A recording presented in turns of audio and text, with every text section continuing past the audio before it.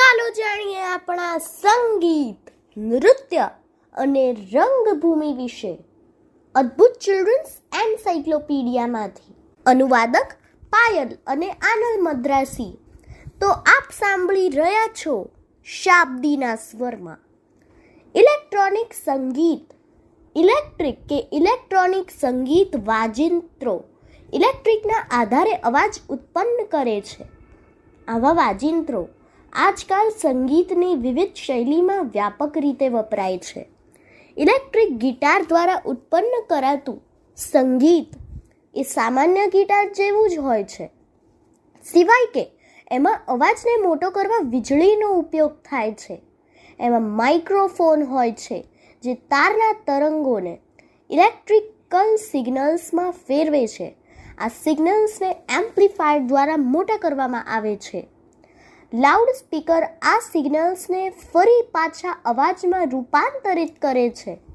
Electronic કીબોર્ડમાં computer memory હોય છે જે અન્ય વાજિંત્રોના અવાજ સ્ટોર કરે છે. આવા વાજિંત્ર સંગીત સિગ્નલ્સને ઇલેક્ટ્રિક ડોમેન એટલે કે કાર્યક્ષેત્રમાં પરિવર્તિત કરે છે. આ સંગીતને અગણિત રીતે રૂપાંતરિત કરી શકાય છે. ડિજિટલ અસર મોહક છે અને ઊંચી વૈવિધ્યતા આપે છે. આજે એક તરફ માઇક્રોફોન્સ અને લાઉડસ્પીકર દ્વારા મોટી સંખ્યાના પ્રેક્ષકોને અવાજ સંભળાવી શકાય છે, તો બીજી તરફ ડીવીડી અને આઈપોડ દ્વારા ટેકનોલોજીકલ વિકાસથી સંગીત લાંબા સમય સુધી સ્ટોર કરી શકાય છે. તો પૂછો અને જાણો કે સંગીત રેકોર્ડિંગ કઈ રીતે થાય છે. રેકોર્ડિંગ સ્ટુડિયોમાં સંગીતનું રેકોર્ડિંગ થાય છે.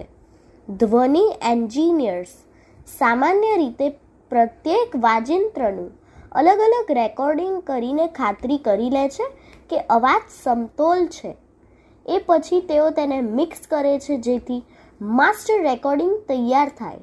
એનો ઉપયોગ કરીને ફાઇનલ સંગીત તૈયાર થાય છે. અદ્ભુત સત્ય.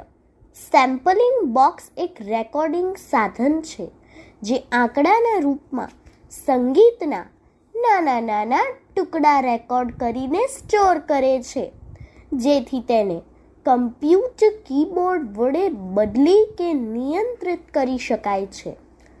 હાલમાં મોટાભાગના પોપ રેકોર્ડિંગ માટે ઇલેક્ટ્રોનિક ડ્રમ મશીનનો ઉપયોગ થાય છે. ઇલેક્ટ્રિક અને ઇલેક્ટ્રોનિક વાજિંત્રો વીજળીના ઉપયોગથી અવાજ ઉત્પન્ન કરે છે. અલગ અલગ વાજિંત્રોનો અવાજ સ્ટુડિયોમાં મિક્સિંગ ડિસ્ક પર એકસાથે મિક્સ કરવામાં આવે છે. તો આટલું જાણીને એટલું તો યાદ રાખીએ કે ઇલેક્ટ્રોનિક ગિટાર મિકેનિકલ ગિટારની જેમ જ વગાડાય છે. અસ્તુ.